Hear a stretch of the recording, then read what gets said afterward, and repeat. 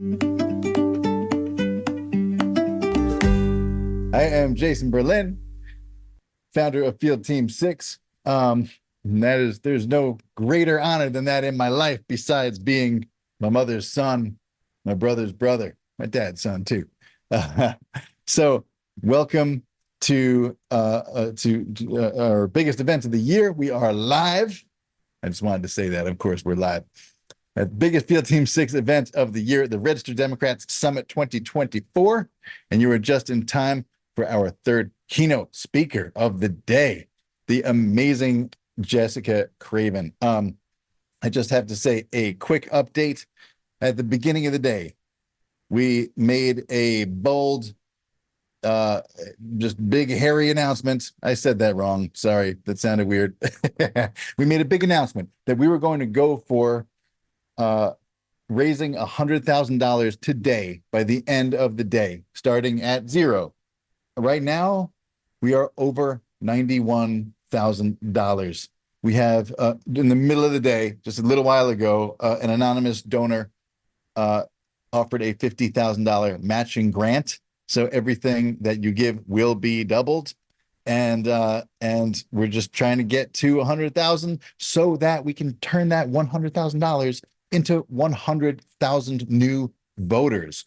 That is blue and purple voters, in other words, Democrats and independents in swing states. That is the best value proposition in activism, period.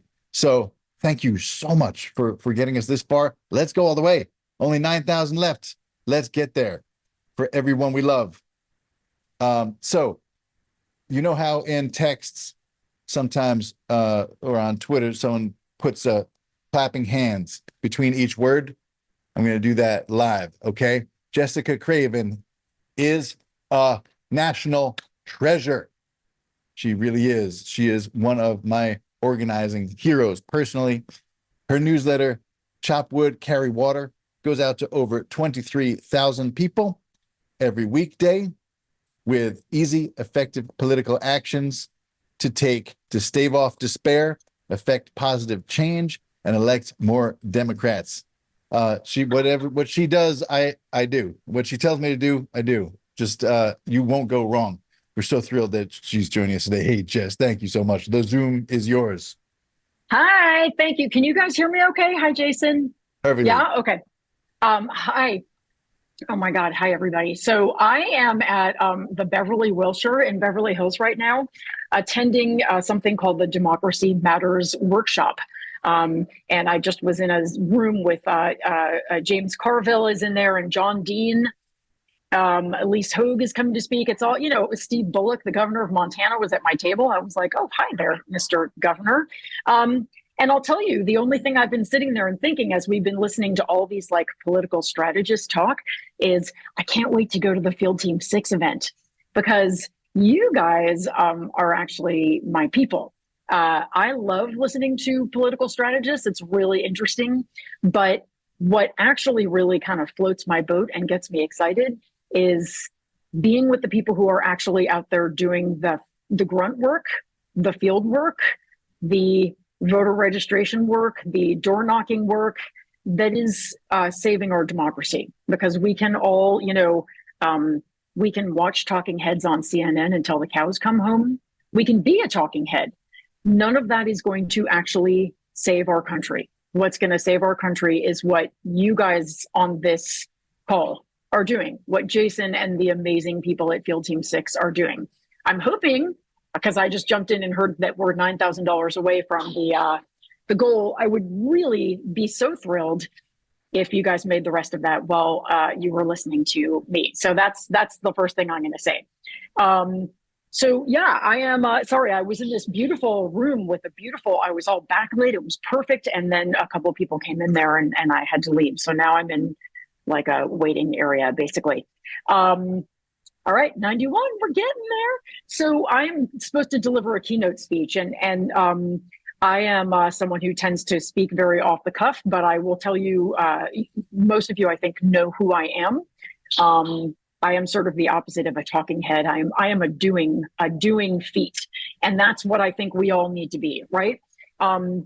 My newsletter, Chop Wood, Carry Water, it's in the name of the newsletter. I tell people things they can do to move the needle. And the reason I share those things with them is because they are things that I am doing. And the reason I do those things is because I'm absolutely terrified of the direction that half of our country seems to be trying to pull us. And the other reason is because anxiety has turned out to me to be a really good treatment for, activism has turned out to be a really good treatment for anxiety. And so I have found that in taking action, I can calm myself down. I can get myself back into the day, because one of the worst things for my mental health is when I start deciding that I know what's going to happen 6 months down the line. And also, we can actually move the needle. Registering voters, which is what Field Team 6 does, is one of the great central ways of chopping wood and carrying water, is just creating more voters, right? Because if we don't, if we want to win elections, we need people to vote for our candidates. We can't get those people to vote for our candidates if they're not voters at all. And as I'm sure somebody has said during this workshop, when I do my Activism 101 workshop, one of the slides I have is a quote from Field Team 6 saying that about 60% of the people who are not registered to vote say they have never been asked to register to vote. And so that is one of the great values of organizations like Field Team 6, that they are going out and they are doing that asking. But so that's what my newsletter does. And then, of course, I think you guys know that I do a lot of work over now on TikTok for now. And other social media, just talking to people. And I was reminded again today as I was listening to this workshop, somebody said in the workshop that the average American thinks about politics for 4 minutes a week. I don't know where that statistic came from. I know Jason's got his head in his hands. Me too. I was just like, what? I think I don't think about politics for about 4 minutes a week. I think that's about, I force myself to not think about it for about 4 minutes a week. But the truth of the matter is that when I get into despair about our country, one of the things that's actually reassuring to me is that we think of half of the country as being sort of malevolent, but I think actually it's a much smaller percentage that are really the bad apples. And then there's just a huge percentage that aren't really paying attention at all. And anyone who knocks doors or phone banks knows this, because when you start talking to voters, you will find the most remarkable sort of information deserts. Because people are really busy trying to make ends meet, and the cost of living is high, and living in America is stressful. And when people are stressed out about their basic survival, they are much less likely to think about things like elections. So when I talk to voters, I find that swing voters, you know, these kind of like low propensity voters, they don't even know which party is the party that supports abortion rights and which party is the party coming after them. We're talking about that level of low information that is common. I was just listening to somebody else speak about focus groups that they're doing right now, and how many voters still don't know that Donald Trump was responsible for getting Roe v. Wade overturned. They still don't know. There were voters in their focus groups who did not know there had been an insurrection, right? There are voters who don't know that Donald Trump has said that he's going to be a dictator on day one. So I say all of that just to say that there are some Americans that really are in a different place. Like there's about 30%, I think, of Americans they found recently that are bona fide Christian nationalists who really want that for our country. That's not great. The rest of us, though, can keep them at bay simply by voting. And so our job, as I've heard, you know, the speakers before me saying, is just to talk to voters. And while it feels really overwhelming right now, it feels really scary. The stakes feel incredibly high. Part of what we can do that is our superpower is just to inform people of what is actually happening. And that is something that we're all really well equipped to do. Someone was just talking about relational organizing. We can be relational organizers every day by simply talking to our friends who don't pay attention to politics more than 4 minutes a week and letting them know, hey, not only has Joe Biden done all this great stuff, there's all these new factory jobs and he's fighting for healthcare and he's fighting to protect abortion rights, but did you know that, like, you know, whatever, and then just list a couple of the things that Trump has promised to do. So that's a big part of what we can do. And then the other big part of what we can do is just really continue to stay in the day, not get ourselves super freaked out by, I talked about this in my newsletter today, doom scrolling, right? There's an enormous amount of negative information coming in at us all the time. No one in history has had as much information coming in at them from all over the world 24/7 every day than we do. We are kind of we're lab rats. What happens if you take human beings and you just feed them information about what's happening everywhere, bad and good, but mostly bad, all the time? Well, what happens is obviously is we can see a whole bunch of crazy, but also it can get really overwhelming. And so, I don't have a lot of time. In fact, I think my time is almost up. So here's my survival recommendation for getting through the next 10 months is that we chop wood, carry water, right? And I mean that. We really make sure we are taking action, whether it's volunteering for Field Team 6, volunteering for some other amazing organization, giving money where it's strategic. And Field Team 6, again, is one of those places that is strategic. Signing up for a phone bank, even if we're afraid, because getting out of our comfort zone is actually kind of good for us. And also, it's much scarier to live in an autocracy than it is to call a few strangers or knock on their doors. Bringing it back to the day, think about how many things we have been told were going to happen that did not happen, right? I thought for sure Ron DeSantis was going to be our presidential candidate. I was actually positive of it. So I was wrong, right? So getting out of the predictions game, getting out of the doom scrolling game, really for me, I have to really manage my social media consumption and my cable. Well, I don't have cable news. I'm not going to lie. I don't watch cable TV at all.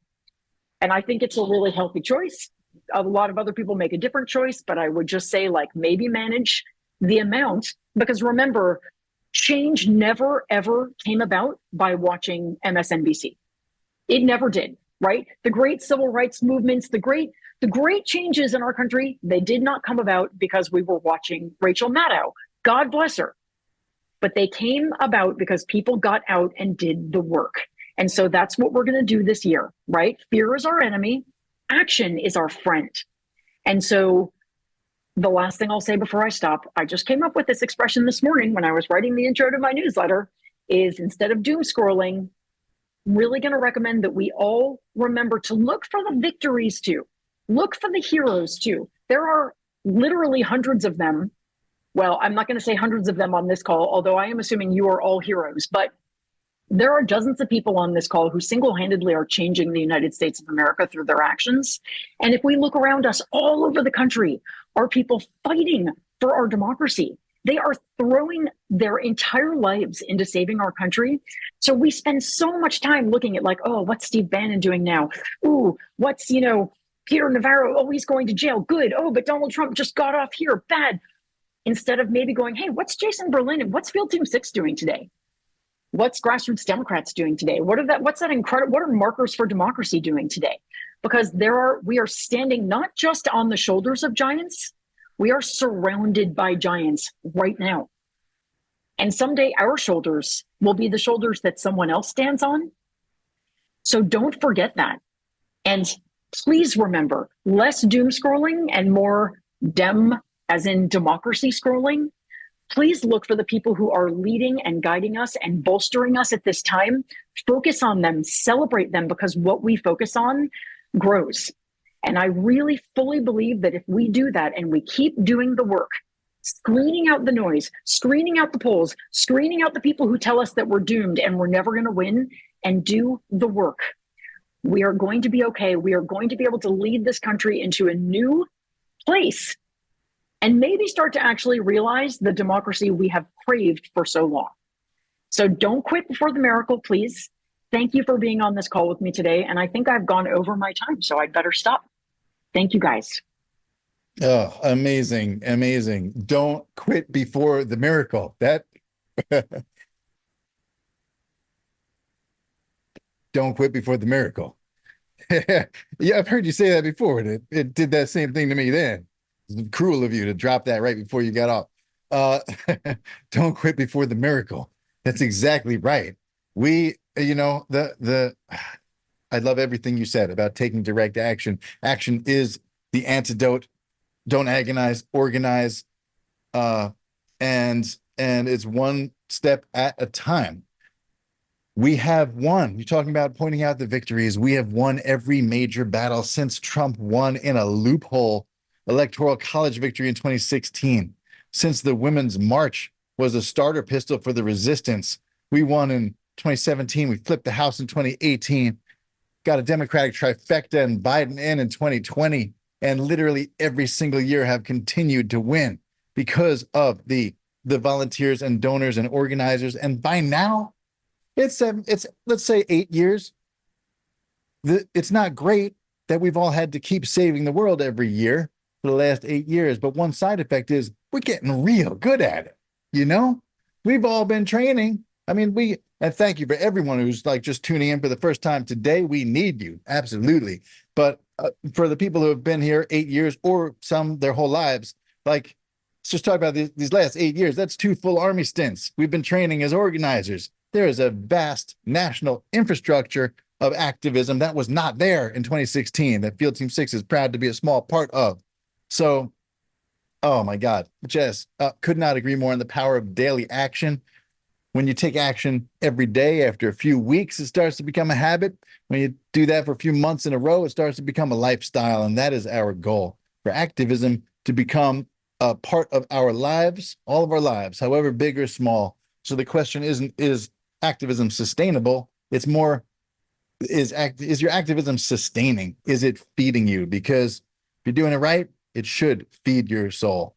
It's therapy for you, for the voters you register, and for the whole democracy. So let's take action right now. Walk the walk, not just talk the talk. Sign up for an event and please donate. We'll drop those links in the chat right now. Have an update. We are now over $92,000 that we have raised today. That's incredible. That is amazing. Let's get to 100,000. Meet our goal. Help us get there, please. We have this matching fund of $50,000. So every dollar that you donate is doubled, and we can do this. That 100,000 again becomes 100,000 blue or purple voters in swing states and districts across the country. So you are making a crazy difference by helping us with that. All right. Thank you so much, Jess. You're our hero. And yeah, no doom scrolling, dem scrolling, democracy scrolling. This democracy is at stake, but we know how to save it. In fact, we all have been saving it for the last 8 years. No reason to stop now.